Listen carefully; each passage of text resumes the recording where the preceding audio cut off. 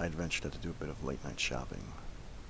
I'm a 31-year-old stay-at-home mother of 2 young children, so once my husband gets home from work, I like to take some time to myself and go shopping, take a drive, or run errands, kid-free. It was around 8:30 p.m. when I arrived at the Target I frequent. I'm by no means a paranoid or anxious individual, but I've attended several seminars in college on human trafficking, and have done plenty of research on my own, learning to identify red flags and what precautions to take when out in public alone, especially at night. I carry several self-defense items on my person at all times: baton, alarm, and universal handcuff key, just in case. I parked directly in front of the store, next to our car caddy, and took a mental note of the vehicles parked nearby again, just as precautions. I was taught at an early age to always be observant of your surroundings, and being a control freak just naturally makes you that way. Nothing seemed out of the ordinary that night, and the parking lot was quite empty, most likely because it was a weekday.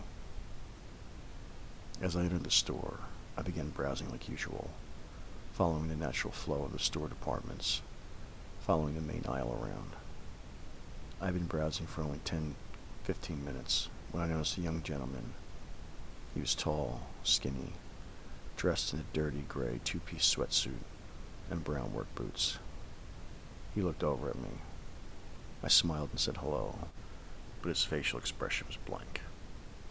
He looked like he may have been high on something by the look in his eyes, but he didn't seem to care for my gesture, and he quickly moved on. At first glance, there was nothing in particular that alarmed me about him, except I took notice of the fact that he was just wandering down the main aisle with no cart or basket, hands in his pockets, and didn't seem to be with anyone. I continued shopping with no second thoughts and made my way to the next department. Several minutes had passed, and that's when I noticed a second young gentleman, wearing the same gray sweatsuit and similar pair of work boots. Again, no cart, no basket. He too glanced at me, then quickly darted his eyes away when he realized I was looking directly at him. I became a bit more alerted, but still remained composed and continued on browsing. Another 15 minutes or so passed, and that's when a third older man caught my attention, and you guessed it. Same gray sweatsuit and work boots on. No cart, no basket, just his hands in his pockets. I assumed they were in some sort of work uniform, maybe construction workers. But why weren't they walking around together? And why didn't they have any items to purchase? At this point, it was difficult to focus on browsing. I had a bad feeling about these 3 men, and it became clear that something was a bit off. Over the next 20 minutes or so, I felt as if I was being monitored by the 3 of them, as if they were all communicating my whereabouts as I continued to make my way through the store. Because each department I entered, it didn't take long for me to notice one of the 3 men pass by whatever side aisle I happened to be in, making their presence known to me. I stayed completely vigilant, while trying not to panic or allow my suspicions to overwhelm me. Something about their presence felt very heavy and dark, so I decided to test their intentions, to prove I wasn't overthinking the situation and my bad gut feeling was valid. I began picking random aisles and traveling back and forth between departments in a very unorganized and random fashion, to see if the men would continue to pass by me as frequently as they had. With every aisle I popped into, it was just a few minutes later one of them would make an appearance, staring me down as they passed by. It felt as if I was being surrounded like a wild animal, hunted even. They were no longer trying to be conspicuous, which was the scariest part of all, and everything instinctual was screaming at me to get out of there. I gripped my cart so tightly, and figured if they got too close, I could just use the cart to push them away, or at least create distance between us. By this point, I'd been shopping for about an hour altogether, maybe a bit over, and was ready to purchase my items. But honestly, I felt too uncomfortable to continue browsing even if I wanted to. The men had been following me all that time, and I was becoming more annoyed if anything. The store was pretty empty around this time. One of the main reasons I like shopping at night, but that made this particular situation even more unsettling. 2 preteen girls were wandering around by themselves, which quickly caught my attention because the men had bypassed them, making similar advances, but the girls were seemingly too oblivious. So I quietly got their attention and asked them to go find their parents and stay with them, trying not to freak them out. The mother in me was in full-on protection mode. I couldn't imagine having my young children with me on this night. Thank God they were home, safe and sound.